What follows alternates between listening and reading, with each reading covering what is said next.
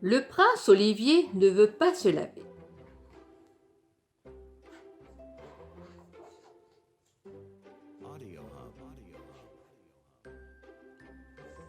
Il était une fois un roi, une reine et leurs 2 enfants. Les habitants du pays étaient très fiers du roi Hubert, de la reine Isabelle et de la princesse Marinette, mais ils avaient un peu honte du prince Olivier. Il était pourtant toujours gai, toujours prêt à rendre service. Il n'avait qu'un seul défaut. Il ne voulait pas se laver. Aussi l'avait-on surnommé le prince mal débarbouillé.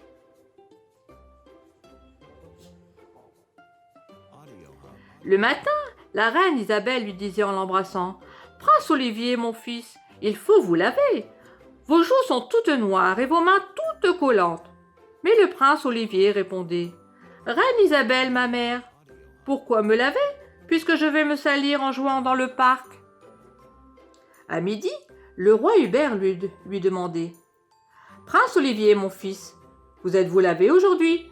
Et le prince Olivier lui répondait « Non, roi Hubert, mon père, je ne me suis pas lavé aujourd'hui, mais je me suis lavé les pieds le mois dernier. C'est bien suffisant. » À l'heure du goûter, la princesse Marinette s'écriait « Quelle horreur, prince Olivier, mon frère, vous avez des poux et vos oreilles sont crasseuses. » Le prince Olivier s'essuyait sur sa chemise, ses doigts pleins de chocolat. Il répondait « Prince Marinette, ma sœur, j'entends très bien avec mes oreilles, alors pourquoi les user en les lavant ?» À la cour, tout le monde est triste d'avoir un petit prince aussi sale.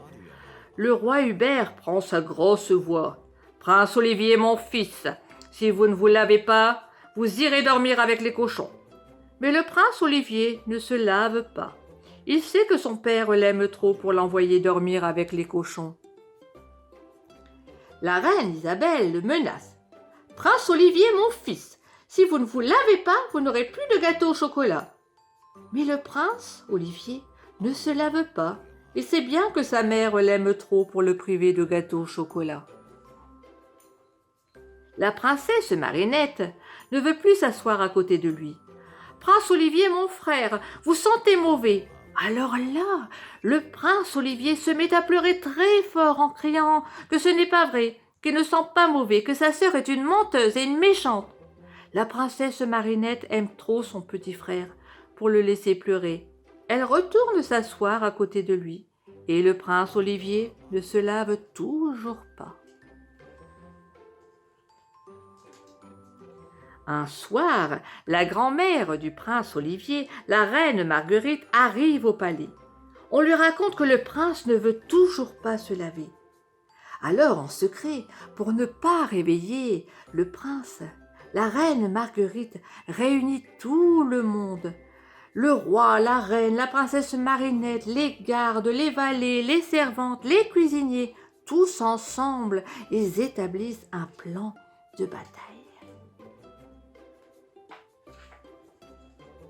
Le lendemain matin, le prince Olivier est très étonné de trouver des bols et des cuillères sales sur la table de la salle à manger. Il demande un bol et une cuillère propres.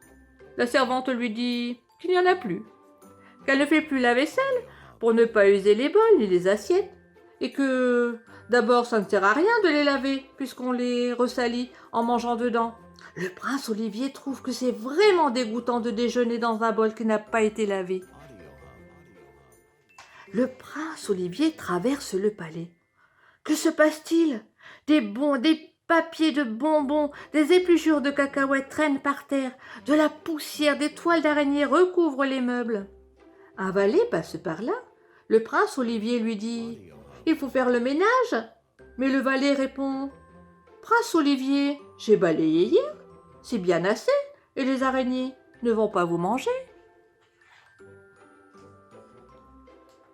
En l'honneur de la reine Marguerite, la famille royale est réunie dans la grande salle de gala. La reine Isabelle, vêtue d'une vieille robe de chambre, a de gros bigoudis sur la tête. Son rouge à lèvres a coulé et lui barbouille le menton. Le roi Hubert n'est pas rasé. Il est coiffé d'un vieux bonnet de laine et il est encore en pyjama. La reine Marguerite ressemble à une vieille sorcière. Ses cheveux blancs tout emmêlés pendent sur un vilain châle plein de taches. Ses orteils prennent l'air dans des savates percées.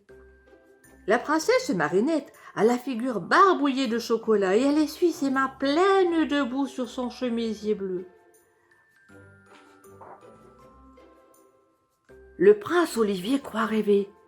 Il pense que vraiment tout va de travers au palais, que sa mère, son père, sa grand-mère et sa sœur sont sales.